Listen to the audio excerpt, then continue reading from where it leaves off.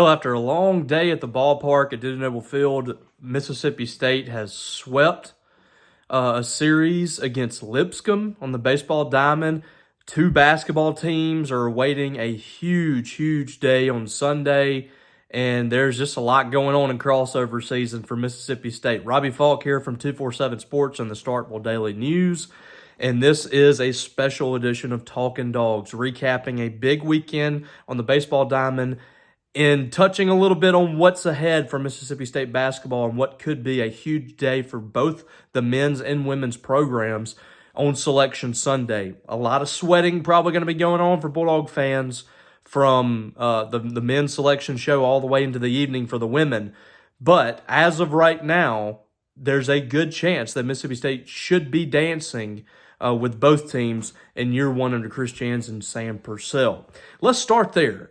Just a huge Sunday on the way for Mississippi State, and two teams really that have done some things this year that shows that they deserve to be in the postseason. They've also done some things on the negative side that could potentially keep them out. As of right now, as of around 9 p.m. on Saturday night, both teams are projected in the field. The women have been safely in for several weeks now. They have not been in severe danger for the NCAA tournament. Sam Purcell's team has been pretty safely in, 20-plus wins for Purcell in year one, has a couple of quad one victories, and this team has been projected in the NCAA tournament for the better part of a couple of months. And there hasn't been anything that's happened elsewhere that's really looking like it's going to keep them out. So as of Sunday night, and I think the conference championships and all that are starting to wrap up, as of Sunday night, there's been no indication that the women are in a lot of trouble. It looks like they're going to be safely in. It looks like they're not going to be in the play-in games. They should be able to have their bid secure on Sunday evening when that selection show happens at 7 p.m. And by that time, we will know the fate of the MSU men. And that's been a little sketchy in the last week or so for the Bulldogs. It felt like it was pretty cut and dry coming into the SEC tournament. It really felt like it was cut and dry the last week of the season. Mississippi State needed to beat South Carolina, and they did beat South Carolina in the final home game of the season. And it felt like after that game immediately following that State was firmly in. Well, some maneuvering has been happening from other teams elsewhere, and that's something that comes with the territory when it gets into March and teams start to steal bids, bubble teams start to win big games.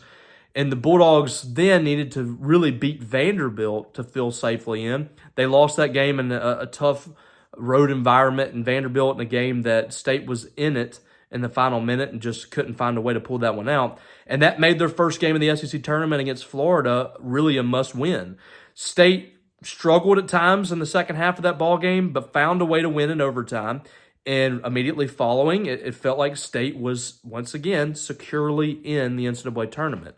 Well, more things start happening on the bubble, and Mississippi State suddenly, they kind of need a little help. They lost Alabama and were blown out in that ball game, so that doesn't help your net ranking. You fall a few spots in the net, and all of a sudden, you're starting to sweat a little bit. The updates have come and gone, and State's moved around from, the last four in or the first four buys or whatever from Joe Lenardi and other bracketologists out there. State seems to be in the field in most every bracket that's out there right now. The problem is you still have some of these teams out there that Mississippi State needs to lose. There's some teams that are stealing bids in other conferences. Vanderbilt was a team that was starting to scare Mississippi State fans a little bit. They lost in the semifinals of the SEC tournament. It looks like they're probably going to be out of the tournament despite having a tremendous run late in the season. So Mississippi State should be safe from having a bid stolen from them by Vanderbilt. But there's still some other teams out there. Mississippi State needs some things to happen. And really, Saturday was a good day for Mississippi State as far as those bubble teams are concerned. Several teams lost that Mississippi State needed to lose that were either right ahead of Mississippi State or right behind them. So they've survived, it looks like, another day. Now, they could potentially fall to Dayton and play in those first four games or whatever those are called. And that's still a possibility. At this point, it would be a little surprising. It would be a lot surprising if Mississippi State was held completely out of the field. I think the question right now is whether or not Mississippi State is going to be playing those play-in games in Dayton, Ohio, or are they going to be in the field of 64, which already has you in the tournament? That's really the question right now. Mississippi State probably, you're looking at maybe 10 or 11 seed is where Mississippi State looks like they're going to fall. And for the women, kind of similar, 9 to 10. Looks like the women are probably going to be secure in this, but we will not know until these selection shows come out. I think the men's selection show is maybe 2 p.m. Don't quote me on that. I'm sorry I don't have it in front of me, but it's going to be in the afternoon after the conference championships end, 2 or 3 probably. And then after that, 7 p.m., the women will have their selection show as well. And, of course, we'll have full coverage on our website. Paul Jones handling the men's basketball. I'll handle the women's basketball, and we will have full coverage of that. No selection show watch party. This is the first time I can remember that not being a thing at Mississippi State. So I don't know if that means the coaches are not feeling safe about their selection and they would rather just keep it a private party, or if that's just how they want to handle it just altogether. I'm not sure about that. There was also some interesting news on Saturday about Chris Jans in regards to the Wichita State job. And I think Jeff Goodman was the guy that broke that news. Wichita State, that was a job that was expected to come open. So no surprise there. Chris Jans' name has come up there a couple of times. Now, Chris Jans was an assistant coach at Wichita State, and I understand has some strong feelings towards Wichita State. That was a place that took a chance on him when he was in a kind of a state in his career where he needed to get back on track after the incident that had happened to him when he was coaching a few years at Bowling Green. He was able to kind of rehab there and kind of get back on track and eventually become a head coach again at New Mexico State. And so that, I think he and both Steve Forbes were mentioned as possibilities for that Wichita State job. And that's a job that, with Greg Marshall that was there, he did some great things at Wichita State, and it became, the mid-major over there in Wichita. And since then they've been trying to, they had a really tough situation with Greg Marshall, how he was ousted there. So they've been trying to kind of get back to that stage, and I think they're going to try to make a splash higher here. And Jeff Goodman mentioned that Chris Jans was the name to watch with that job. It was funny, about 15 minutes after that, he must have gotten a call from Chris Jans or someone, because he tweets out that neither Steve Forbes or Chris Jans are interested in taking that job. So that was put to bed rather quickly. That's been a rumor out there on the message boards for a few weeks now, but that seems to have been put to bed a little bit as far as Chris Jans is concerned in Wichita State. So that puts the spotlight back on Mississippi State and Zach Selman. This is the first big decision or deal that I guess Zach Selman's had to deal with in Mississippi State, and that's getting an extension for Chris Jans because he's earned it. He deserves to have a little more money. He's bottom half of the league in pay. And understandable. I mean, he's kind of climbing up the ladder a little bit, but he deserves the money at this point. After getting Mississippi State, we presume they're going to be in the NCAA tournament. If they're not, they're a team that nobody expected anything out of, and they were at least very deeply in the conversation to make the NCAA tournament. And he did a lot of great things for Mississippi State this year. So he's earned every penny, and Mississippi State, I imagine, is going to give him a new contract at the end of the year. And these rumors with him mentioned at other jobs is only going to increase that thought process. So, big day on Sunday, and everybody's focus is going to be on that because Mississippi State has no baseball with a rainy day expected on Sunday. So, it's all basketball right now for Bulldog fans on Sunday, and everybody's going to have all their eyes on that selection show, both for the men and the women, and we will see what happens there. Moving over to baseball a little bit, Mississippi State hosting Lipscomb. The team started this year. Let's see, what were they? They were 6-5 after the Ohio State and Oklahoma losses in the Frisco Classic last week. A lot of chatter about this team for the first 12 games of the season. Mississippi State really struggling to throw strikes. The pitching had not been good in those first 11 games. Offense had shown some spark, but hasn't been able to fully put the team over the hump. And they were able to come out and salvage a game in that 3-game weekend over in Frisco. And they played Ohio State, they played Oklahoma, and then they played California. And they had some really good things in that California game. It was a 4-4 tie, and they ended up pushing that lead out. Nate Dome was tremendous out of the bullpen and really got a lot of people excited after watching that. And they've really carried that over. This week, they came out on Tuesday. They run-ruled Valparaiso. They had a really good showing from Brad Lofton after he had walked a few guys early. He came in and gave Mississippi State one of the better pitching performances for a starter this year. 6 innings, 11 strikeouts. Had 5 walks, but was really unhittable. The walks were the only thing that were separating him from just, absolutely mowing through that order. That was really the only thing. He's shown a lot of promise from the left side as a freshman. And so State wins that one 12-2 in the midweek. Then they host Lipscomb this week. They got a good showing on Friday night.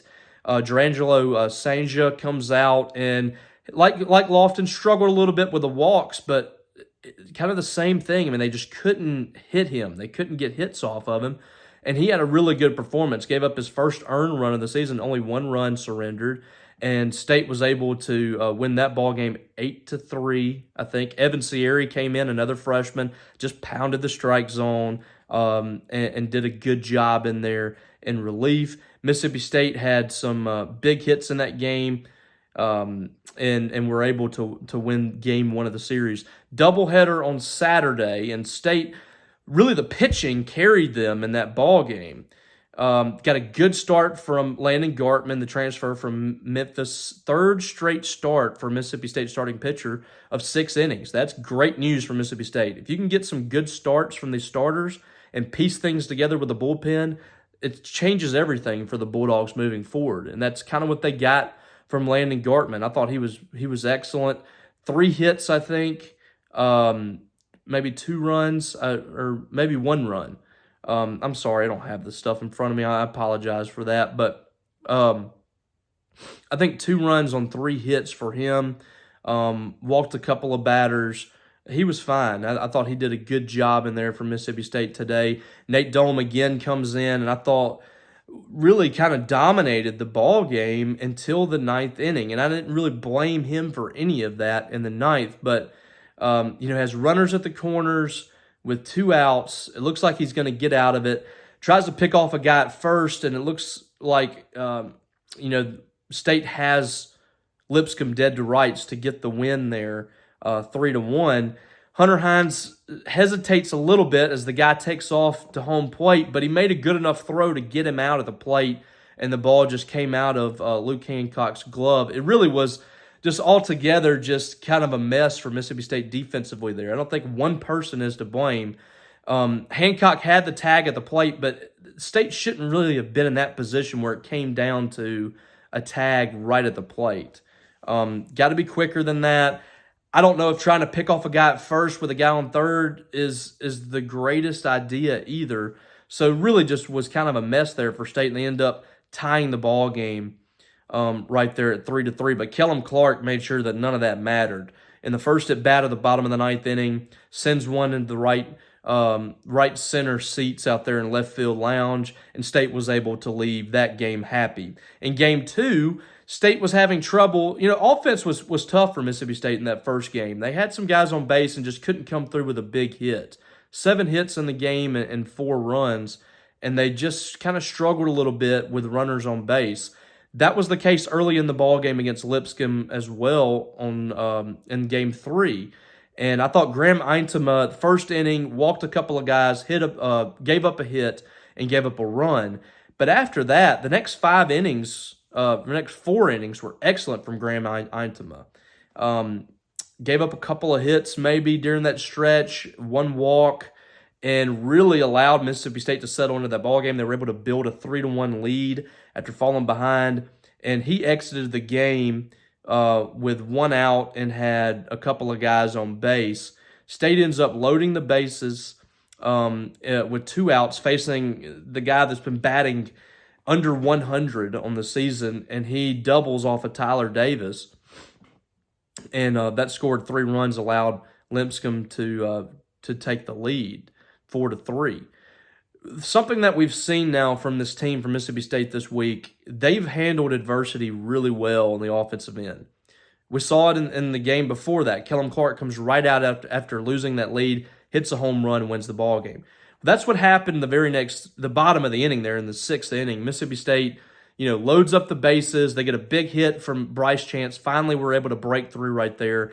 And then Luke Hancock does a tremendous job of hitting, doubles in 3 runs. State ends up having a 7-run inning, and that really put the ball game away. The Bulldogs were able to build a 10-4 lead. It was never close after that, and it really turned into a big win for the Bulldogs to win that one 12-4.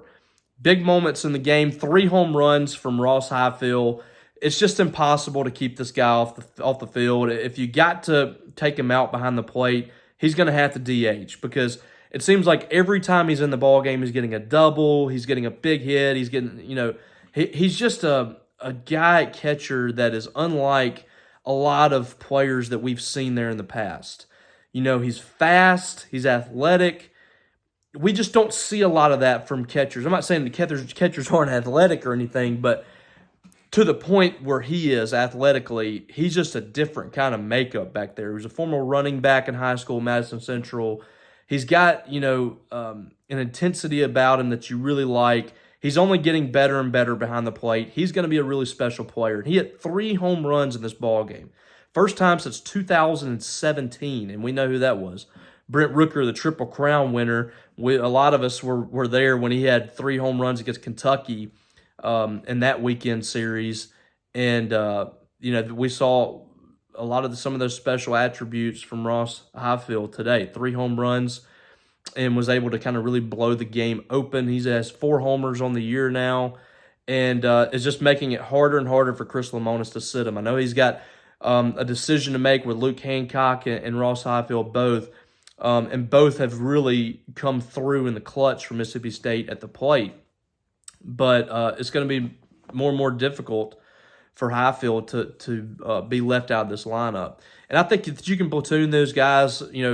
Hancock can catch some games in Highfield too, but it's becoming more and more likely that they're both going to be in the lineup more often than not. And Highfield, I believe, started behind the plate twice this weekend. Luke Hancock was behind the plate on Saturday for game 1. Understandable. You don't want your guy catching 18 innings behind the plate. No problem there with that. But it's going to be tougher and tougher to keep Highfield out of this lineup. So big day for him. Big day for Kellum Clark. Had 3 hits in the first game. Had the game-winning home run. Luke Hancock, 5 RBI in the 2 ball games that he played in. And then Casey Hunt, I thought it was great to see him come in the 9th inning. Got a big lead, and, you got a runner on base, and you just want to see a guy come in there and compete with a 12-4 lead. Just come in there and throw strikes, and that's exactly what Casey Hunt did. Faced 3 batters, got them all out, and had 2 strikeouts. And I asked Chris Lemonis after the game how happy he was to see that, because it's been tough on Casey Hunt since becoming a starter to start the season. That didn't work out. Comes out in relief again, I think the next week, and struggled. He's a guy that chose to come back to Mississippi State after being drafted. He wanted to have a big year, and you need him. He's got the stuff. You need a guy like that to complete this staff. State needs a lot of these players.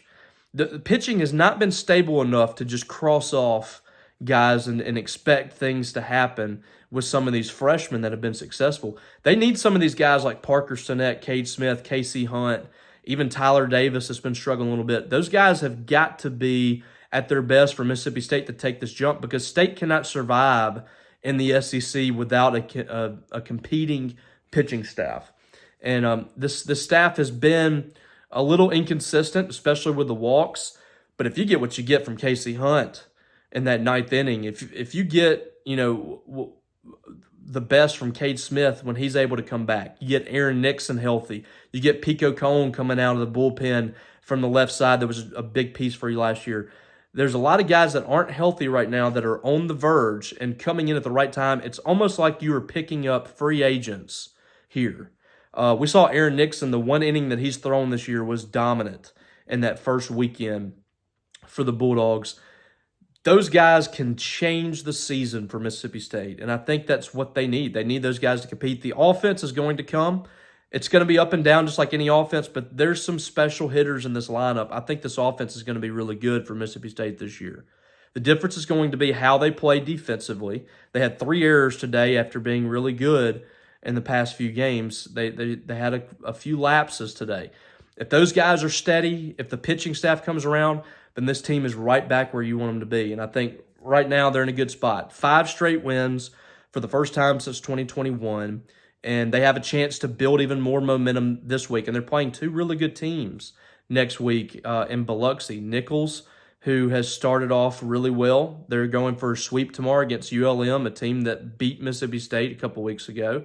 And then Louisiana. We know the Raging Cajuns, that's always one of the better programs in the Sun Belt, and that's going to be a tough midweek game as well. And you got those 2 games together right before the Kentucky series on the road in Lexington next weekend.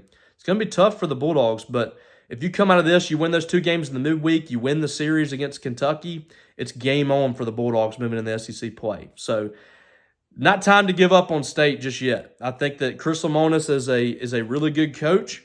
I think he's got some great talent on this team. I think players are starting to figure out their roles. Things are starting to happen with the pitching staff that's looking more promising. And I think Mississippi State still has a chance to be a really good team this year. So stay tuned for that. Obviously, we have full coverage over on our site as well for that. So make sure you're checking all of that content out.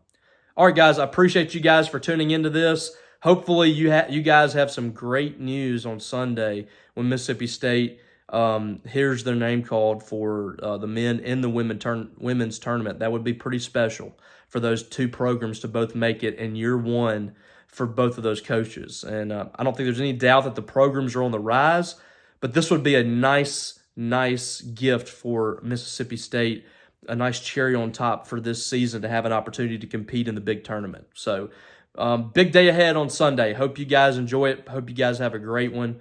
And hope there's some good news. For myself, Robbie Falk, from 247 Starkville Daily News, I appreciate you guys. I want to remind you to subscribe to this channel if you haven't already. I appreciate everybody that's already done that and for the support here. That means a lot. I appreciate you for taking time to watch this video and hear me ramble a little bit. Monday night, I'm going to try to do a live chat, so I hope you guys come check that out. We'll talk about whatever's happening, the backlash or the good news that comes from the NCAA tournament. We'll discuss that. We'll discuss any baseball-related content. And also football. I've been to both spring practices so far. We'll talk about that as well. So make sure you're checking us out there on Monday evening. We'll try to get something going. All right, guys. Hope you guys have a great rest of the weekend. We'll catch you down the road.